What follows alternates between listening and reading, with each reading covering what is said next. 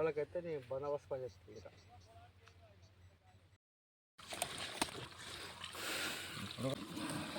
ఈ బ్యాటరీ తీసి మళ్ళీ బ్యాటరీ పెడతాను నేను. అదే మళ్ళీ ఇప్పుడు వచ్చేసరికి ఛార్జ్ అవుతుందా? ఛార్జ్ అవుతుంది. ఈ బ్యాటరీలు మీ వాళ్ళు అంటే వాళ్ళు అన్న మీ వాళ్ళు ఒకటి పట్టుకోపోవాలి.